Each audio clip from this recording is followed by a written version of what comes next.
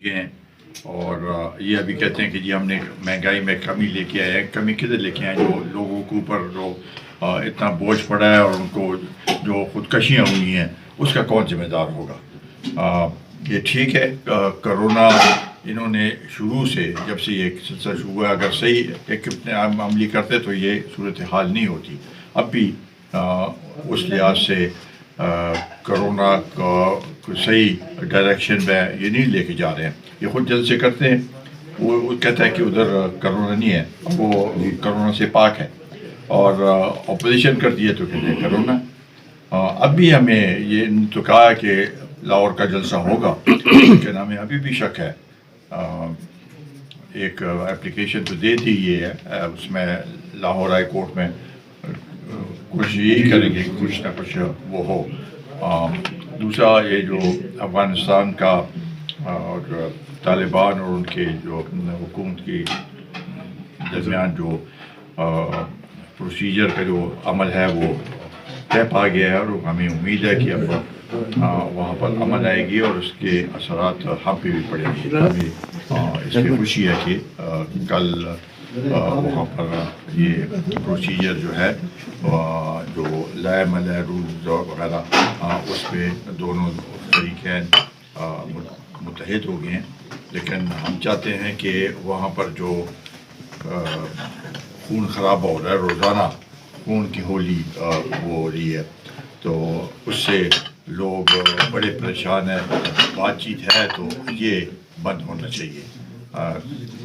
جو ہے وہاں پر جو روزانہ کی بنیاد پر جو کارروائی ہو رہی ہے جس میں سینکڑوں کی تعداد میں لوگ جاں بحق ہو رہے ہیں، اس کا ہمیں افسوس ہے. اور ہم سمجھتے ہیں کہ جب ذہن بن گیا ہے کہ بات کرنی ہے اور اس کو آگے بڑھانا ہے تو یہ خون کا جو ہے یہ جو دہشت گردی کے اور اس کے جو وہ ہو رہے ہیں اس کو بند ہونا چاہیے. سر مڈ ٹرم کی تو آپ نہیں کر رہے، مڈ ٹرم بی ڈی ایم دیکھو مڈ ٹرم تو آپ اس کو نہیں کہہ سکتے ہیں. ہمارا تو یہ تھا کہ بھئی یہ الیکشن غلط ہے، اور مڈ ٹرم تو اگر یہ صحیح ہوتے تو پھر حکومت وہ کرتی تو کہ مڈ ٹرم کی بات. ہم تو کہتے ہیں کہ ری الیکشن ہو. ری الیکشن کا مطلب ہے کہ یہ الیکشن جو ہے یہ نل اینڈ وائڈ ہو جائے. یہ غلط ہیں، یہ ان کو ووٹ دلائے گئے ہیں، ان کو مانتے ہی نہیں ہیں.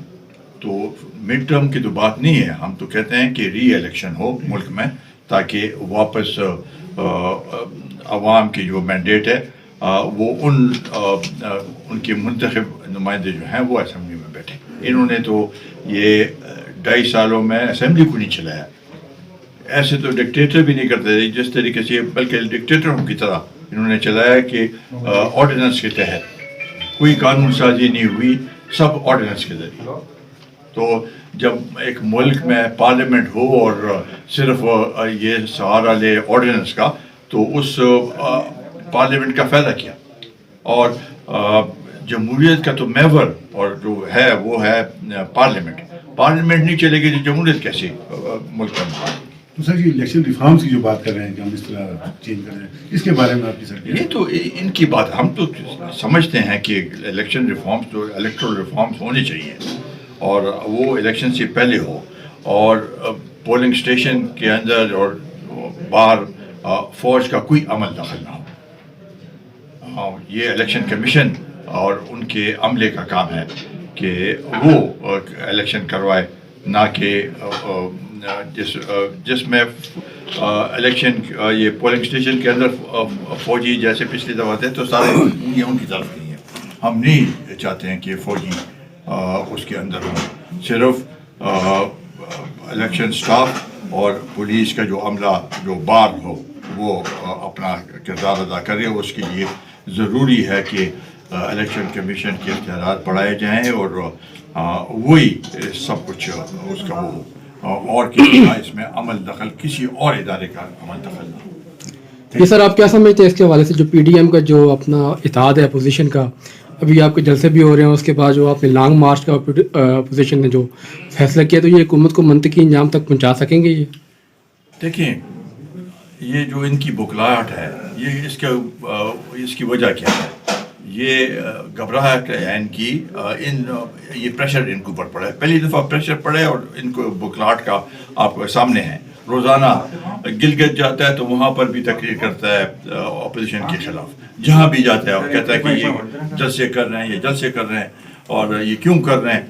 جب یہ خود کنٹینر پہ بیٹھا ہوا تھا تو اس وقت تو 126 دن ہم تو پارلیمنٹ میں تھے نا، کسی نے ان کو چھیڑا نہیں، کسی نے ان کے خلاف، اس نے تو آئین کی خلاف ورزی کی ہے، قانون کی خلاف ورزی کی ہے، سول نافرمانی کی ہے، بل جلائے ہیں، پارلیمنٹ پہ حملہ کیا ہے، پی ٹی وی پہ حملہ کیا، گیلے کپڑے سپریم کورٹ کے جنگلوں پہ وہ کیے. اس وقت چائنا کا صدر آ رہا تھا، وہ اس کا وہ دورہ ملتوی ہوا. تو یہ ساری چیزیں اپنے وہ نہیں یاد کرتا.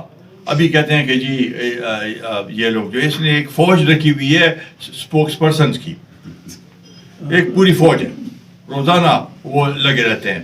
اور خود ہم تو چاہتے ہیں کہ یہ روزانہ پریس کانفرنس کریں کہ جو بھی جب بھی یہ پریس کانفرنس کرتا ہے کوئی بھونگی مار دیتا ہے بیچ میں، کوئی نہ کوئی بات بیچ میں ایسے کر دیتا ہے کہ اس سے وہ سارا وہ جناب بھی تو کہتا ہے کہ پہلے تو کہتا تھا کہ نواز شریف کو اس نے آئی ایس آئی کے چیف نے کہا کہ آپ استعفیٰ دیں، اگر میں ہوتا تو میں اس کو وہ کر دیتا، ہٹا دیتا، ڈسمس کرتا. ابھی کہتا ہے کہ فوجی میرے وہ سنتے ہیں، ابھی تو منداری اور بےایمانی کے ابھی سنتے ہیں میرے ٹیلی فون. تو یہ کیا ہے جب ایک حکومت کا سربراہ یہ کہے کہ فوجی میں آئی ایس آئی میرے ٹیلی فون سنتے ہیں، تو وہ اس کی کیا حیثیت رہے گی؟ یہ بالکل irrelevant ہو گیا. اس کو کہنا ہے کہ بالکل اس کا کوئی یو ٹرن ہے جی، سب یو ٹرن ہے ہر بات. بس میرا خیال ہے جتنے بھی